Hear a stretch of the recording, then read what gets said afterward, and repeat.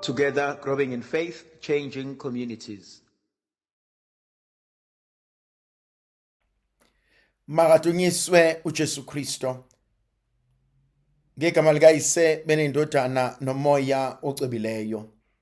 Umusa wenkosi yethu uJesu Kristo, uthando likaNkulunkulu uyise, ubuzalwane ngomoya ocebileyo makube kini nonke.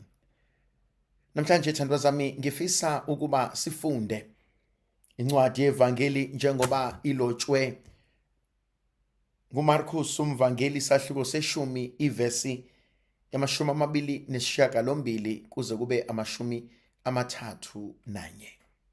Mark chapter 10 verses 28 to 31. Kulo nkathi uPetrus wathi kuJesu, "Bheka thina sishiye konke sakulandela."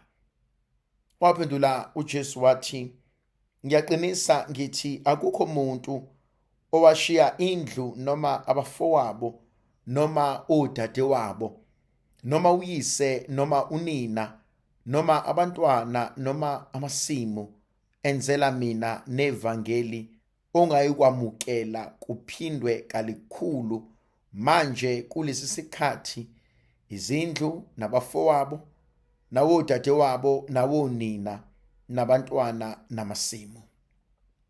Nokho nokuzingelwa kuyakuba khona nasezweni elizayo ukuphila kwaphakade. Kepha abaningi bokuqala bayakuba abogcina babe ngabokuqala." Thandwa sami, ngibuka lo mbuzo awubuzayo uPetrus. Petrus ubuza umbuzo omkhathazayo. Uthi sesishiye konke Nkosi sakulandela, siyotholani? Yabona khona into engithintayo ngesidalwa esingumuntu. Hlezi ngiyibuka lento ngisho. Uma kuthiwa asike sishuthe isithombe sibe baningana, yilo nayilowo kumele abuke lesi sithombe. Kumina kuyacaca ukuthi umuntu nomuntu ureacta ngendlela ehlukile. Khona omunye ongafunje ukuyibuka esithombeni ngoba uhleze ethi mina ngiphumi kahle esithombeni. Omunye athi ngifuna ukubona ukuthi ngiphume kanjani. Ngifuna ukubona ukuthi bengihleka ngismile kahle, bengiwavalile amehlo noma nginjani. Kodwa kubona bobabili. Ongafuna ukubukwa esithombeni, engafuna ukuzibuka, okanye ilona ogijimayo eyobheka, inginikeza into eyodwa ebalulekile. Leyo nto ithi yilowo nayilowo uma ebuka isithombe, umuntu oqala obalekile uqobo lwakhe. Ngifuna ukubona ukuthi ngizoba njani. Mhlambe lana ngifuna ukuyibuka lento ngendlela ebalulekile. Uthi Petrus, Nkosi sesikusebenzele.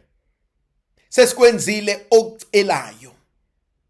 Thina ke sotholana. Ngesingisi lento ngifuna ukuyibuka as self-interest. Mina ke ngizozuzani? Izosizakala kanjani impilo yami? Izoguquka kanjani impilo yami? Lento ithandwa zami akuvibalekile ngoba kwesinye isikhathi siyibuka ngendlela ehlukene. Khona abanye abantu abasabayo uyithatha lendlela le. Ngizochaza into engikhuluma ngayo. Khona umuntu ongakwenzela umsebenzi. Uyawazi umsebenzi wakhe. Ave good ekwenzeni umsebenzi wakhe. Inkinga iba uma usuthi ngikukhokhele malini. Umuzwe ethi omunye noma unganginika malini. Athi omunye angazi wena ucabangani. Now ziningi izinto ezidala leyo nto. Mhlambe ezinye zazo lo muntu akajwayele ukuthi lo msebenzi in the market uyimalini. Omunye uyasaba ukusho into kanti mhlambe uyitshela ukuthi usebize kakhulu.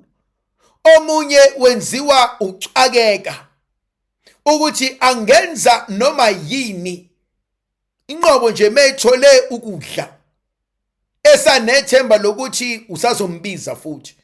Omunye uyasaba ukuthi ayingenzeka angabe sangibiza. Kodwa mhlambe khona nokunye, lack of self interest. Kwesinye isikhathi akuve kubalekile ukuzazi wena ufunani.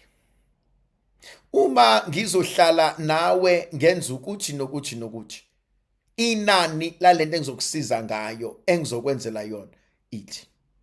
And kwesinye isikhathi kuyasiza lokho. Yabona uma uya kodokotela ugula, uma uya kuma psychologist, uya noma ikephi kuma therapist noma ikephi, awuni maseniqede i-consultation ebese ebuza wena ukuthi ucabanga ungiholela malini. Cha, uyena okutshelayo okanye usecretary othema ufika wafikela kuyena ozokutshela ukuthi ke ama consultation fees athi ukuze uthole le medication oyidingayo ithi.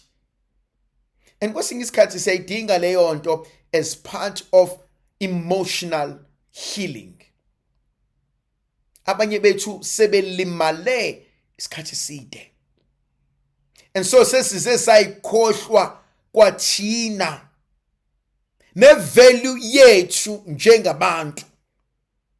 Lokhu kudalwa into eziningi. Abanye siqhamuka emndenini, emphakathini, emsebenzini, kubangani abasenze safila ukuthi si useless, abasenze safila ukuthi asumsebenzi walutho.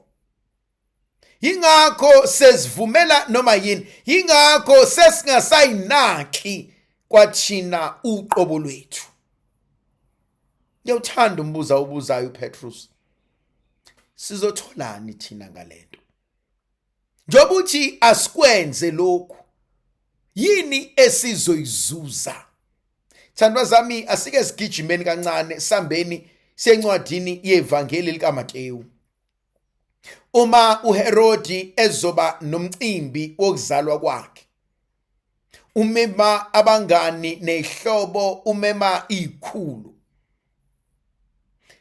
besadla bejabula, ebesebiza indodakazi athi, ndodakazi kaHerodias, ake usidansele. Ibajabulise ngendlela eyisimanga. Ebesethi uHerodi kule ntombazanyana, cela noma yini oyifunayo. Sithi isiZulu, amathanga ahlanzela abangena amabhodwe. Cela noma yini, uma futhi kuukuthi ufuna ingxenye yombuso wami, ngizokunika noma yini. Uyingozi umuntu ongazazi ukuthi ufunani. Uyingozi kodwa futhi umuntu ongakwazi ukuyinakekela. Ntombazane yagijima iyakunina, ma ngiceleni. Uyabona ithandwa zami, umhlaba uyingozi ngendlela yokuthi kunabantu bangamanqe. They are vultures. Balindele ukuthi uma weak bazokwenza noma yini ngawe, kuwena nakwabanye abantu. Ingozi lento ngoba uma ungazazi ukuthi ufunani, kodwa uNkulunkulu ekubusise ngokuningi, kukhona amanqe la ngaphandle azodlala ngawe. Khona abantu la ngaphandle abazobukisa ngawe, bayokuncela konke bakushiye ungenalutho. Ithi intombazane, mangiceleni, athi manginike ikhanda likaHerodi, likaJohannes njalo. Nangempela intombazane iyolicela izolenzani.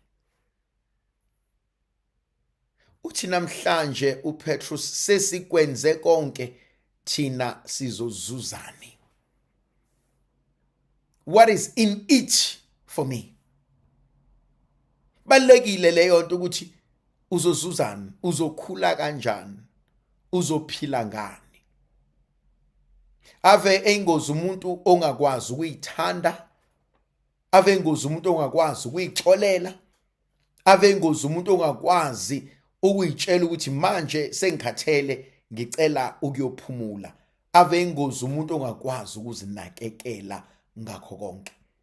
Kodwa ngathi uNkulunkulu angasinikeza ukuhlakanipha, asinikeze ukuqonda, asinikeze ukuzihlonipha, asinikeze nomusa okwazi ukuthi kuningi asangakwenza ngathi. Ndlovukazi yezulu ayibe nathi sibuse sizivikele isikhanyisele ngegama likaYise benendodana nomoya ocwebileyo. Amen.